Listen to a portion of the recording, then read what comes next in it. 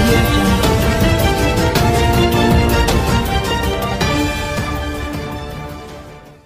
ఆంధ్రప్రదేశ్ అభివృద్ధి అవుతా ఉంటే ఈ కేసీఆర్ అసమర్థుడు ఏమీ చేయలేకుండా నా మీద కుట్రబంతున్నాడు. హైదరాబాదు ఉమ్మడి రాజధాని, 10 సంవత్సరాలు ఉమ్మడి రాజధాని. మీకెంత హక్కుందో నాకు అంతే హక్కుంది. కబద్దారి ఈ విషయం మీరు గుర్తుపెట్టుకోవాల్సిన అవసరం ఉంది. ఎన్నికల సమయంలో అన్ని రాజకీయ పార్టీలు ఎన్నికల నియమావళికి కట్టుబడి ఉండాలి. అంతేగాని ప్రభుత్వం అధికారంలో ఉందని స్టింగ్ ఆపరేషన్లు చేయడం, తప్పుడు డాక్యుమెంట్లు తయారు చేయడం, ఫోన్లు ట్యాప్ చేయడం, ఇది నీచాతి నీచం అని చెప్పి కూడా నేను మీకు తెలియజేస్తున్నా. ఫోన్లు ట్యాప్ చేసి గవర్నమెంట్లే పడిపోయినాయి. ఈ రోజు నేను ఒక వ్యక్తి కాదు, ఆంధ్రప్రదేశ్ ముఖ్యమంత్రిని, మీ గౌరవాన్ని కాపాడే ప్రతినిధిని. అలాంటిది నా ఫోన్ ట్యాప్ చేసే అధికారం ఈ కేసీఆర్కి ఎవరిచ్చారో మీరే చెప్పాల్సిన అవసరం ఉంది. నేనేమైనా తెలంగాణలో ఈ కేసీఆర్కి సర్వెంట్ తమ్ముళ్ళని మిమ్మల్ని అడుగుతున్నా. నాదొక ప్రభుత్వం, నీదొక ప్రభుత్వం. హైదరాబాద్ ఉమ్మడి రాజధాని. లా అండ్ ఆర్డర్ గవర్నర్ చేతిలో ఉండాలి. అలాంటిది మీరు మా మీద ఫోన్ ట్యాపింగ్లు చేసి ఫ్యాబ్రికేటెడ్ డాక్యుమెంట్స్ పెట్టుకొని నన్ను బెదిరించాలంటే నీ తరం కాదు. ఆ విషయం మీరు గుర్తుపెట్టుకోవాల్సిన అవసరం ఉంది. మీకు ఏసీబీ ఉంది, నాకు ఏసీబీ ఉంది. మీరు హైదరాబాద్ లో ఉన్నారు, నేను కూడా నా ఏసీబీ హైదరాబాద్ లోనే ఉంది. నీకు పోలీసులు ఉన్నారు, మాకు కూడా పోలీసులు హైదరాబాద్ లోనే ఉన్నారు. హైదరాబాద్ లో ఆంధ్ర వాళ్ళని తిడుతూ ప్రతిరోజు ఇష్టం వచ్చినట్టు ఆంధ్ర వాళ్ళ ఇండ్లు కూల్చేయడానికి పోయాడు ఈ పెద్ద మనిషి.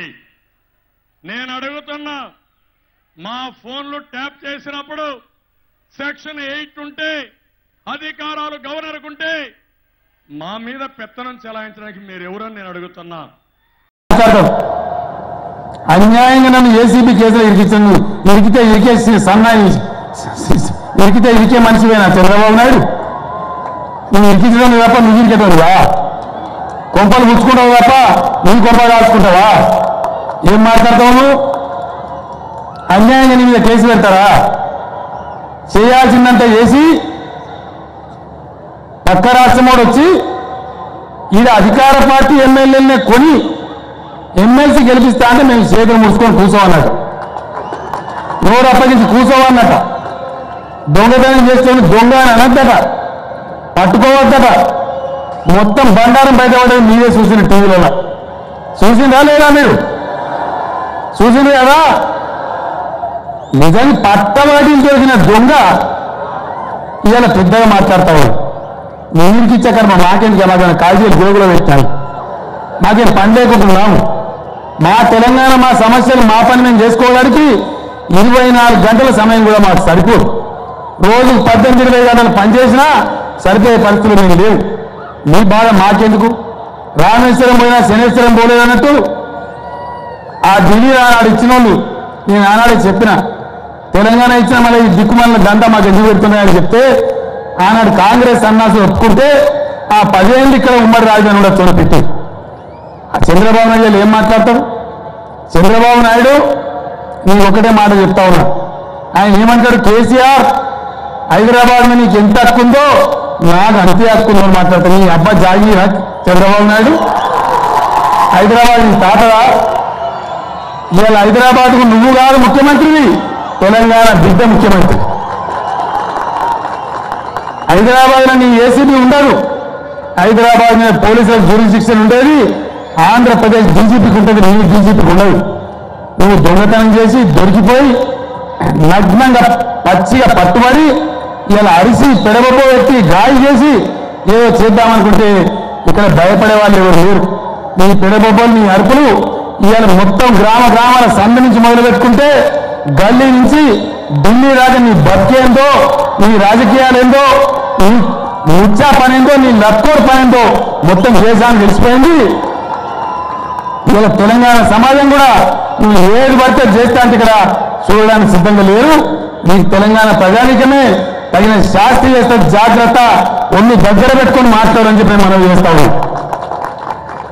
నాకు కూడా ఏసీబీ నేను అడిగిరావా, నీకు ఏసీబీ నిజమే, మరి కేసీఆర్ నీ లెక్క దొంగ కాదు కదా, నీ లెక్క దొంగ రాజకీయాలు రావు కదా, నీ లెక్క తప్పుడు పనులు మేము చెయ్యం కదా. నేను ఒక్క మాట్లాడుతున్న చంద్రబాబు నాయుడు గెలిచే మెజార్టీ లేకమున్న గోదావరికి దిగిన పార్టీ ఏది? ఎమ్మెల్సీ ఎలక్షన్లో గెలిచేంత ఓట్లు నీకు ఉన్నాయా?